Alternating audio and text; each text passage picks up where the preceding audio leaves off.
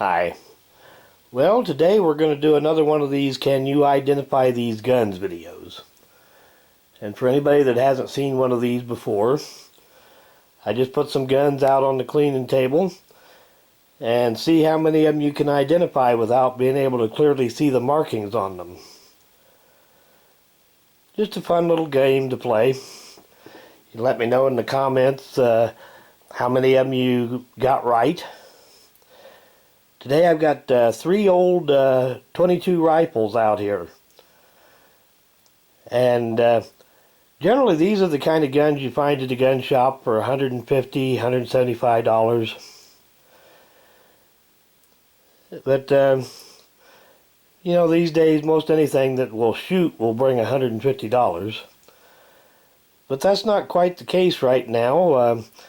There was a local gun collector that collected old 22 rifles, and he passed away, and his family is selling these things off, and the local gun shop is just swimming in guns like this. So anyway, some of the lower end ones they put up for sale for $100 a piece out the door if you'd take 3 or more of them. So I picked out 3 pretty good ones here. I'll give you a closer look at these and not show the markings. Old bolt action rifle. Clip fed. Pretty nice condition too.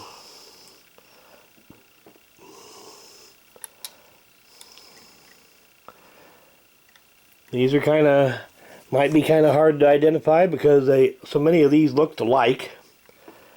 The magazine might give you a pretty good idea on this one if you're familiar with old 22s.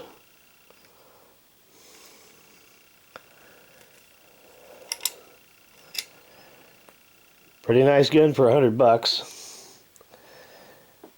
This next one is a semi-automatic, also clip fed. Decent wood on it. Still get a good, most of the bluing on it.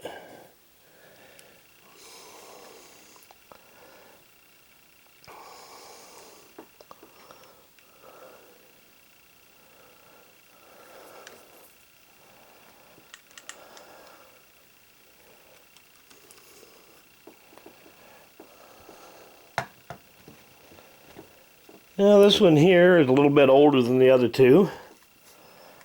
Also semi-automatic. Tube fed magazine. Fairly long barrel for a gun of this type.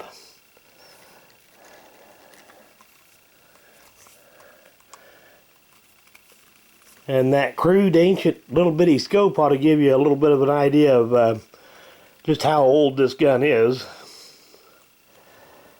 And right here is a pretty good indication of what it is for anybody that's familiar with old 22 rifles. See those vents cut into the receiver? They called this some people called this the gill gun because the left side of it looked like it had gills.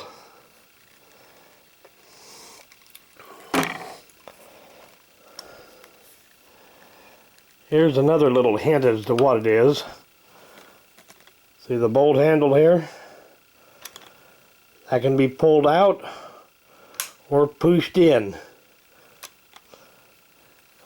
Out is full semi-automatic, but you push that bolt in and it locks the chamber, locks the bolt. So you can use convert it into a 22 short or 22 long single shot.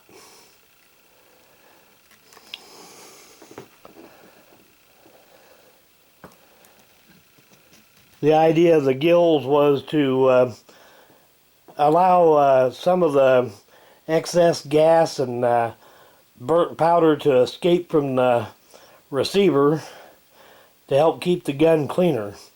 22 ammo is dirty burning stuff, and it was probably even more so back in the 30s when that rifle was built.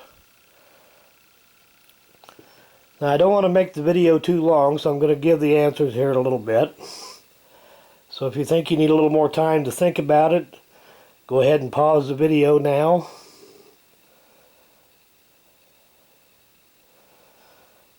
Okay, here are the answers. This one is a Glenfield Model 25. Of course, all of these are 22 long rifle. And Glenfield was a trade name used by Marlin. The Glenfields were a little bit cheaper grade gun than the regular Marlins. Maybe not quite as nice a wood or nice a finish. They didn't put so much effort into the fit and finish on them, but still good rifles.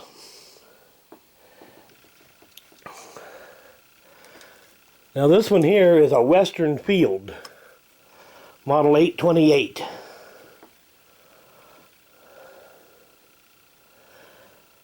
And Western Field was a trade name used by Montgomery Wards, the mail order catalog people. This gun was actually manufactured by Mossberg. And they marketed under their own name. Let me turn that dehumidifier off.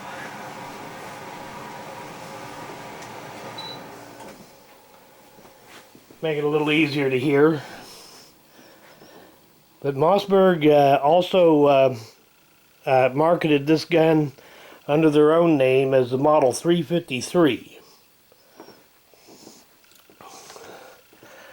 Now this old beast here is a Springfield Model 87A. It was manufactured by Stevens,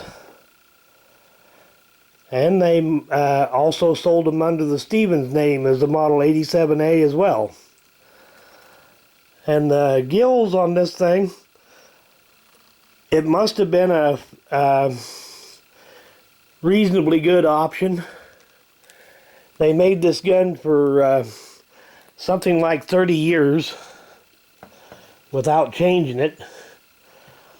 So it must have worked fairly well, but probably not excessively well, as they never seemed to copy it into other models. But anyway, there you've got another installment of Can You Identify These Guns? Let me know in the comments how many of them you got right. And thanks for watching.